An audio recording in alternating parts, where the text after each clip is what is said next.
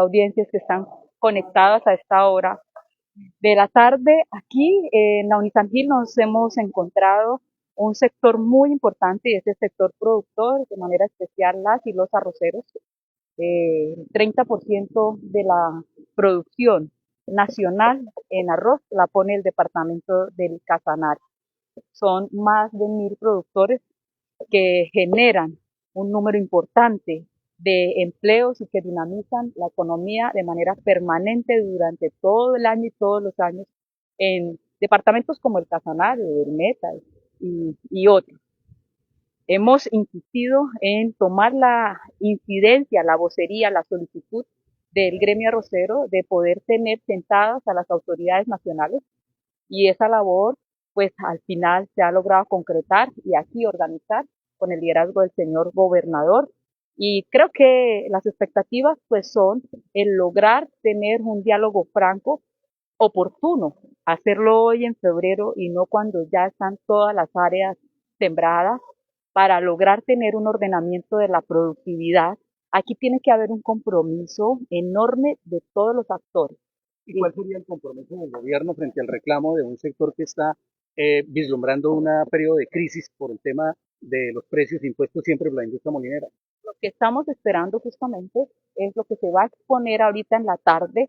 Yo hablaba con ellos porque pues hemos venido también acompañando esa solicitud y ellos ya han trabajado en conjunto varias apuestas. Tienen 3 posibles rutas. Una de ellas es en lo que tiene que ver con la oferta y la demanda, porque este es un tema también de producción que viene impactado también con los tratados de libre comercio y con las importaciones que entran de manera ilícita o por medio de contrabando, por ejemplo, las que suceden grandes en el Ecuador. El productor agropecuario colombiano no tiene las competencias para poder, no tiene las posibilidades para ser competitivo, por ejemplo, con el precio del arroz que viene del Ecuador. También, digámoslo así, que el producto que tienen los colombianos del arroz no es la misma calidad, sino que está superior a la de otros países. Entonces, hay unas rutas ya establecidas, apreciado Martín, y esperamos que esas sean las que queden hoy a manera de conclusiones. ¿Podría ser el anuncio de la exportación de 40.000 toneladas de arroz hacia Venezuela?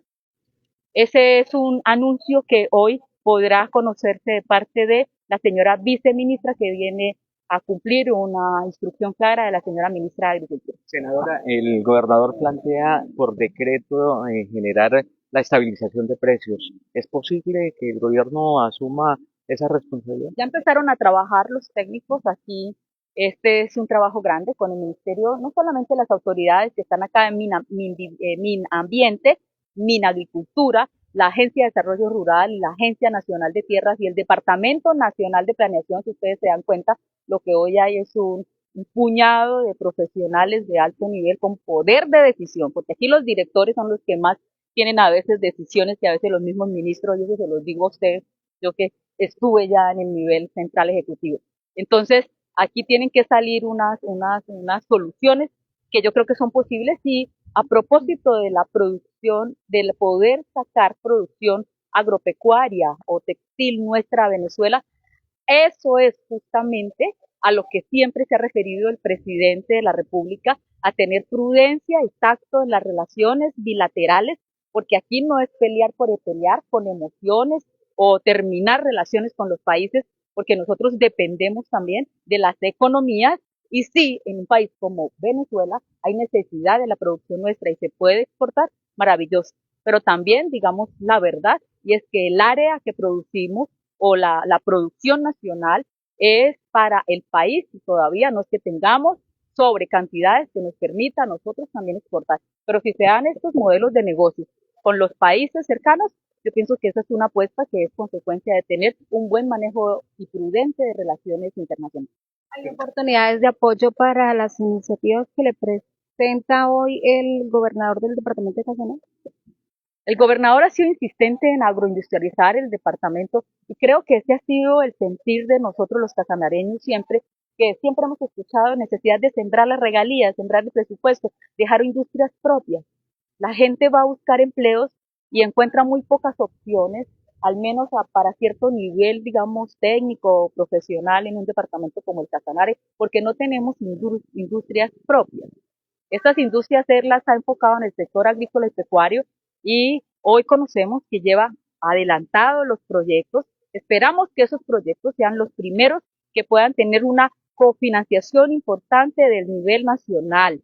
Hoy el gobierno, el país no tiene las mejores finanzas, pero sí puede haber posibilidad de concurrencia de recursos y creo que esa tarea va por buen camino a través del trabajo que se ha hecho con Planeación Nacional, que también he logrado acompañar. El proyecto de URE, la planta de URE. Ese realmente no es posible. Hoy el país todavía no tiene la producción andando de gas para poder destinar el gas que tiene, el uso domiciliario e industrial, para mandarlo a la urea. Esa quedó como una propuesta en el Plan Nacional de Desarrollo, pero hasta tanto no tengamos en producción los pozos de gas que se han conocido nuevos y que varios de ellos incluso no son aquí en la Orinoquía, sino más bien en la costa y en alta mar, eso sí sería una opción, pero hoy realmente Colombia tiene una producción de gas que va apenas surtiendo la necesidad que se tiene. Es decir, que se descarta uno de los proyectos o de los programas banderas del plan de desarrollo del gobernador actual. Me parece que los los programas bandera han sido, los he escuchado a él, lo que tiene que ver con la ganadería, con el maíz, con los lácteos, con otros. Senadora, un tema nacional, sin duda, todos los terremotos políticos y de opinión que han generado ese Consejo de Ministros televisado que tanto ha dado de qué hablar al país. La opinión suya como la representante de la bancada del Congreso del Pacto Histórico aquí en el departamento del Casanare, ¿esto realmente muestra un nuevo estilo de Petro en la forma de hacer las cosas o fracturas absolutamente irreconciliables al interior del gobierno nacional en el Consejo de Ministros, cosa pues que dificultaría muchísimo el trámite de muchos proyectos a nivel nacional? Se amplía el estilo del presidente Gustavo Petro de ser transparente, de no guardar cosas y de mostrarle todo al pueblo. Un presidente como Gustavo Petro está siempre y permanentemente dispuesto a que el pueblo esté ilustrado, a que conozca, a que sepa lo que sucede, lo que pasa, lo que acontece. Siempre unos consejos de gobierno, yo lo puedo decir, porque estuve pues siempre en los locales cuando empecé a ser secretaria de gobierno, en los departamentales, y logré asistir a uno en acompañamiento a un ministro del Interior, y son consejos que son muy tensos de por sí, donde cada jefe de cartera pues tiene unas apuestas, pero fíjese que y tiene las necesidades y los requerimientos de otro, y hay tira y afloje. Este consejo de gobierno lo dispuso el presidente, se ha escuchado, de darlo a conocer así públicamente, y los funcionarios, muchos de ellos no sabían, pero al presidente sí le interesa que sepan qué ministros no están funcionando, a quienes les está quedando grande la ejecución de los proyectos y quienes también no están apostando a tener articulación. ¿Para qué? ¿Para qué? Para lograr que también el pueblo se mueva, porque este es un gobierno distinto, Martina, a todos los que hayamos tenido en el país. Al menos yo no tengo referencia de un gobierno donde los ministros no tengan temor de decirle nada al presidente, sino que al contrario se hablen a nivel de compañerismo y se puedan hacer observaciones y exhortaciones mutuas. Pero resulta sano que se ventilen públicamente las diferencias profundas que existen entre algunos ministros del gabinete. Las maneras pueden ser mejores, estoy de acuerdo con eso. ¿No sería de pronto quizás también el gobierno nacional aceptar que no están funcionando bien las cosas al decir que los ministros o su mayoría de sus ministros no están cumpliendo? El mismo presidente lo dice, lo exhorta.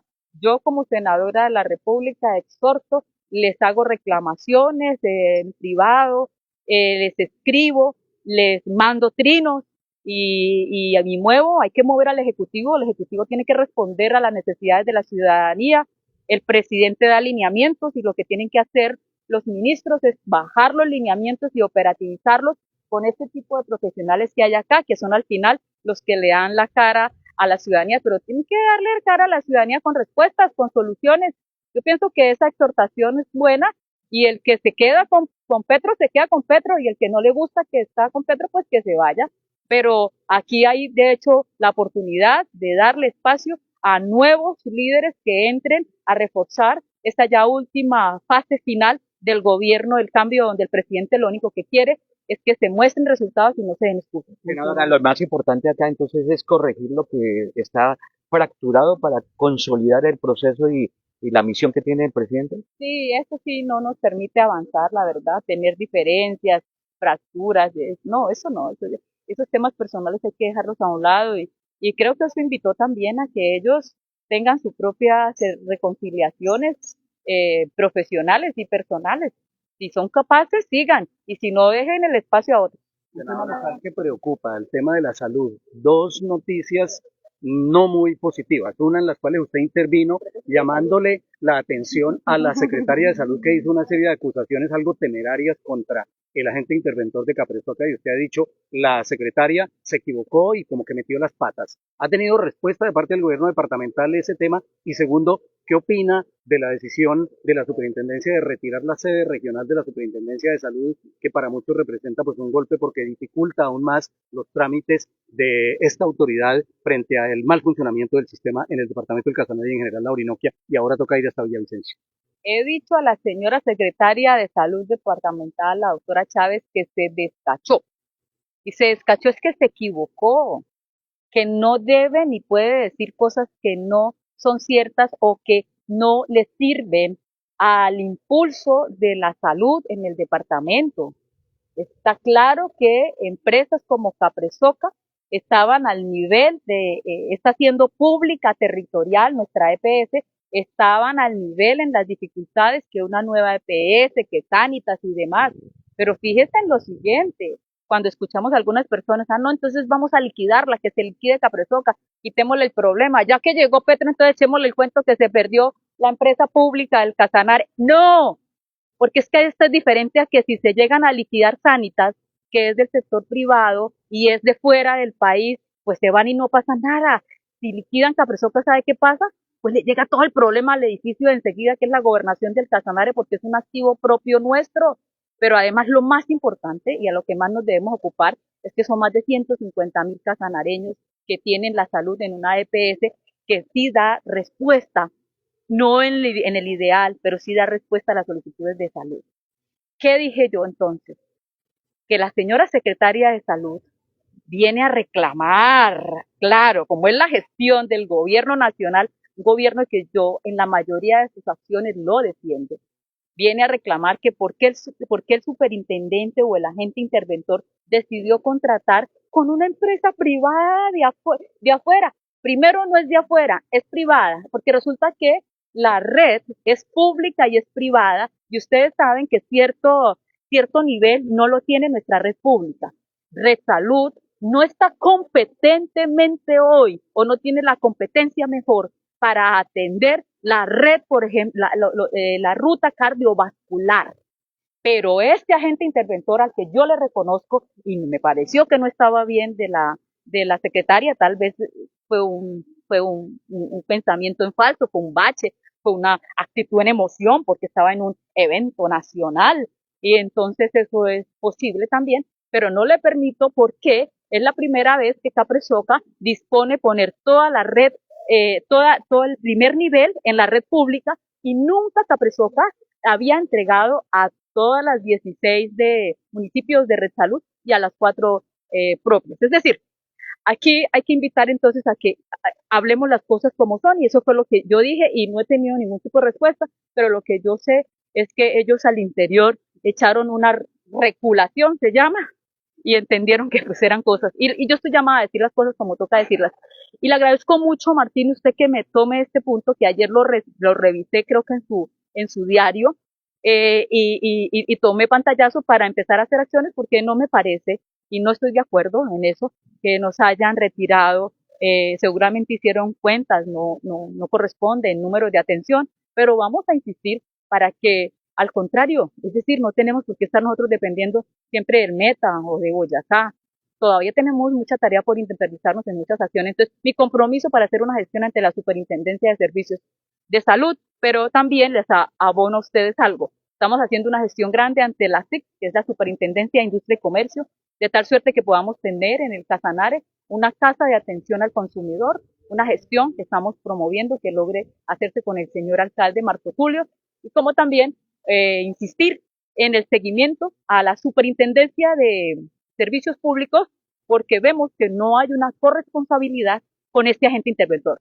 Contrario census a las acciones que está haciendo el agente interventor en Capresoca no está teniendo el mismo juicio ni la misma diligencia la delegada o la agente interventora de nuestra empresa de acueductos y alcantarillado de Yopal. Allí retomamos la otra semana justamente esa insistencia a nivel nacional. ¿Qué análisis se puede hacer entonces si mientras la secretaria de Salud departamental hace esas apreciaciones, el gobernador afirma que realmente el agente interventor está salvando y está ayudando a mejorar la situación de Capresoca? Esta labor que está haciendo hoy el agente interventor hasta el día de hoy, no sé mañana, pero está correspondiendo a lo que se necesita para dar servicio a los casanareños en salud, a los que están afiliados en Capresoca. Hay que apostar a que Capresoca, en el evento de que pase la reforma a la salud, sea una de estas empresas que se han establecido como agentes promotoras también de salud, pero antes, aunque sea, lograr que Capresoca crezca en su cantidad de usuarios para que sea mucho más rentable. Es decir, el modelo de negocio que se maneja de poder tener atenciones permita tener más rentabilidad. Por eso la invitación a que muchos se logren afiliar a Capresoca. A Capresoca. Fíjese que hay unas usuarios de algunas otras EPS que están intervenidas y esa es la propuesta que yo le tengo al señor superintendente de que logre hacer un traslado de estos a Capresoca, que podamos tener más afiliados en Capresoca. Esa es la apuesta. Capresoca le da la cara y la respuesta al usuario aquí en el Casanare. Ahora, de otra parte, no mejoran los temas de seguridad en el departamento de Casanare. Siempre se ve pues una situación bastante difícil y aguda, no solo para los empresarios, sino también para la comunidad en general. Sí, son dos temas distintos, ¿no? La seguridad, la convivencia, el orden público, en eso tenemos que seguir insistiendo y bueno, yo creo que aquí no solamente tener más fuerza pública, yo pienso que es ser mucho más efectivos y estratégicos en las acciones, tanto de la fuerza pública también como de la ciudadanía. Mucho sirve el ciudadano que esté informado, que no se deje engañar, que no se deje asustar, que haya esa seguridad comunitaria. Sirven mucho esas apuestas y creo que es lo que hay que hacer. Bueno, sobre el tema en lo que toque seguir trabajando, lo seguiremos haciendo. Como mujer que ha podido. Mucho usted que ha venido defendiendo derechos de mujer, 2 niñas en 15 días, una de 4 años, otra de 2, muertas en hospitales de la ciudad de Yopal bajo unas circunstancias supremamente dudosas de síntomas de abusos y demás. Los médicos piden la intervención de medicina legal para establecer exactamente las razones y las causas de estas muertes. ¿Qué decir frente a esa situación? La violencia ahora se está ensañando con los más vulnerables de nuestra sociedad casanareña y las autoridades aquí andan como medio pasmadas porque hasta el momento nadie se pronuncia de manera eficaz ni plantean una política realmente concreta y contundente para reducir esos niveles de violencia tan brutales en contra de los niños. Quiero confesar a todos que no sabía esa noticia y ya la asumo como causa mía. No por la de comercio. Ayer fue uno de los casos y también en las condiciones en que vivían los hermanos manifiestan que pues unas condiciones bastante precarias y pues también el actuar de bienestar familiar en estos casos. Revisaré los portales de ustedes que oportunamente avisan estas situaciones, tomaremos las alertas y las acciones que haya que hacer ante las autoridades como el Instituto Colombiano de Bienestar Familiar, las mismas autoridades locales y de nivel nacional, con mucho gusto las asumo, no sabía. Ahora, varios casos de mujeres que todavía no han sido resueltos en el departamento de Casanare, en hechos violentos, unas hijas de una mujer, precisamente la hija de una mujer que fue asesinada en estado de gestación, otras mujeres que permanecen desaparecidas, una joven de la Comuna 6 que aún no se ha podido conocer qué pasó con ella y su familia, pues clama una respuesta oportuna. Usted como líder precisamente en esos derechos de las mujeres, ¿ha podido conocer un poco más acerca de esta situación? Información a una de los familiares para que me ampliaran un poco la situación y poder ayudar a llevar la voz de ellos, por supuesto. El alcalde de Yopal, Marco Tulio Ruiz, ha dicho en reiteradas ocasiones que todos estos problemas de violencia, inclusive los de los niños y las niñas y todo esto, tienen que ver con la presencia de ciudadanos migrantes de Venezuela, que cada vez se aumenta la inseguridad y que en la mayoría de los casos de violencia que suceden aquí hay ciudadanos venezolanos y que se acrecentó con el tema de la situación de Maduro nuevamente en el gobierno. ¿Qué hacer ahí en ese sentido para, pues de alguna manera, llamar la atención del gobierno central, del señor presidente Petro, a ver si habla con Maduro algo del tema? Porque Cada vez están, Para hacer comentarios xenófobos porque estamos llamados a tener una visión y una actuación global siempre en el marco de los derechos humanos. Aquí hemos escuchado, apreciado, Daniel, muchas veces algunas autoridades que dicen pues es que los problemas son de los migrantes y eso del todo no es cierto, del todo no es cierto. Los varias oportunidades. invito al alcalde a tener siempre el cuidado, a menos que tenga pues todas las evidencias de que solamente las violencias y las agresiones suceden por población extranjera que está en el país. Entonces, las acciones tienen que hacerse efectivamente porque la experiencia que yo tengo de haber sido defensora del pueblo y comisaria de familia, bueno, eran otros momentos, pero pues cuando fui defensora era el boom del ingreso de venezolanos, porque empezaba la pandemia y las agresiones y las violaciones suceden del mismo papá, del criollo, del nacido acá, es decir, estos abusos no se pueden generalizar. De personas de la tercera edad. Son ciudadanos, se confirma, se dice que son ciudadanos venezolanos que hicieron eso, no se sabe si es cierto, pero existe esa, o corregirle al alcalde que no diga, que no sea xenófobo, que no tenga xenofobia con los venezolanos, sería alguna inquietud al respecto, para que quede claro, que no quede en la opinión pública opiniones que se sueltan y que uno dirán es que se sienten animadversión contra los ciudadanos del vecino país. Claro, aquí una vez tocó llamarle la atención a los funcionarios de la alcaldía de Yopal cuando dicen que no hay que hacer acciones por los niños que están habitando la calle porque no son casanareños y que Yopal no tiene indígenas. Entonces tocó darle una clase de derechos humanos básica donde se le dice que los derechos humanos se dan a todas las personas sin límites. Si a alguno de sus hijitos se le da por irse a vivir a Australia, todo el compendio de derechos humanos tiene que ser garantista en Australia, o en Marruecos, o en China, o en Japón, en donde sea. Entonces, aquí no se necesita decir que Yopal o que Casanare tiene tal población indígena para eso. Entonces, sí, la verdad, menos mal entiendo que ese funcionario lo sacaron de esa alcaldía porque no le hacía un buen favor a la alcaldía del señor Marco Tulio. Entonces, sí, yo siempre invito. Yo me acuerdo que la alcaldía anterior incluso habló también de las mujeres venezolanas en unos términos que se ganó su investigación disciplinaria y lo enseñaron a hablar, eso que son personas formadas en derecho, pero a veces son un poco sueltas y van denigrando de la dignidad del ser humano. La apuesta que ha tenido el presidente justamente, y creo que nos ha insistido mucho, es que lo importante es la dignidad, y fíjese que él decía que eso tiene que ver con la doctrina social de la iglesia. Si uno lee un poco la doctrina social de la iglesia católica, siempre habla de la dignidad humana, y de lo que habla, digamos, todas las religiones es de dignificar al ser humano.